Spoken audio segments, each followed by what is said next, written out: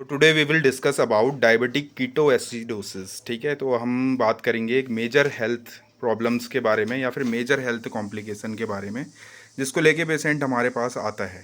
ठीक है, तो एक तरीके की कंडीशन है जब पेशेंट की बॉडी में या तो इंसुलिन बनेगा ही नहीं या फिर बनना बहुत कम हो जाएगा। 3 टाइप का कीटोएसिडोसिस आपको देखने को मिलेगा।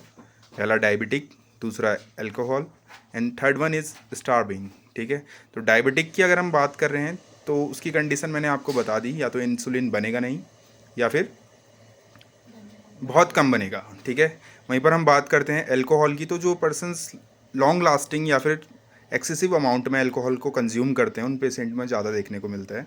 स्टार्विंग की बात करते हैं तो ऐसे पर्सन जिनको न्यूट्रिटिव वैल्यू नहीं मिल पा रही है फूड में, उनके घर में हरी सब्जी नहीं मिल रही है या फिर नहीं मिल पा रहा है उनको न्यूट्रिटिव वैल्यू। ठीक है, उन पेशेंट में भी ये देखने को मिलता है जो ज़्यादा फास्टिंग करते हैं। ठीक है, तो यहाँ पर हम देखते हैं कि पेशेंट की बॉडी में जो इंसुलिन है वो बहुत कम अमाउंट में क्या होगा, सेक्रेट होगा। ठीक है, तो इस कंडीशन में पेशेंट के क्या होता है कि जो यूरिन है वो एसिडिक हो जाएगी और उसमें कीटोन्स का जो लेवल है वो क्या हो जाएगा, बढ़ जाएगा। ठीक है, समझ में आया?